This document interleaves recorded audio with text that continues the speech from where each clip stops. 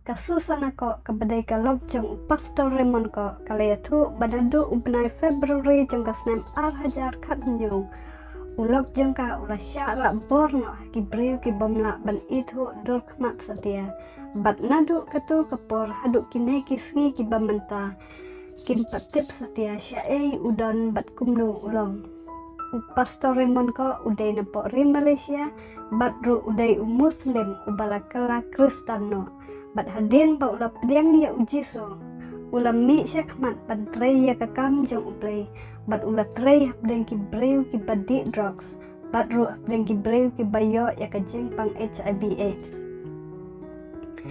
kalop jong une pastor kalapan pau ya kajeng snungu na kabenta jong ki para bangai na kaleng kiri jong kaperthai ki bala kersyan ya kalang ba kajeng duai lang baki sithi lang baki kat bat lang baki wede bat kalapan pau kajeng sungu ya uplay na benta kajeng duai jong ki para bangai na kaleng kiri jong kaperthai tongin kan mau kerpang banduai kerpang na kabenta kane kalongin jong pastor baki breu ki barak bor ken pai sya ublay ken kala ka bamon batro lada une pastor udang im unyo bandet pai nok loy sya ka ying ka sem jong u ngin duai ru kerpang na kabenta ka ying ka sem ka jong ki ba ublay un penchat bor ya ki bat un ai bor ki banyat lang ba kine ki jing sya pensitom na kabenta jong pi ki bas ngot hu ya ka tin pareng pila ban skap dalade ya ka ka ba ka log jong une pastor kadon banong. Hello, I'm Susanna Ko from Malaysia, and my husband was adopted 5 years ago in a well-executed operation,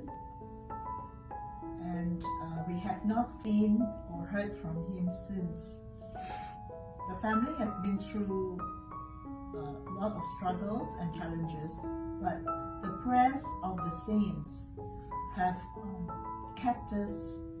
spirits up, especially the cards and letters from Christians all over the world.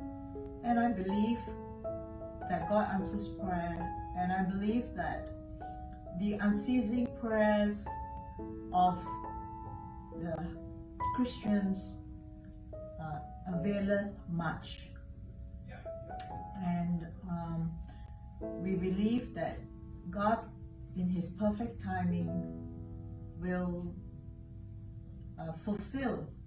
those prayer requests and answer our prayers. Thank you so much for upholding our family in the Lord. It really encourages our hearts, especially in difficult times and difficult seasons. Thank you, and God bless you.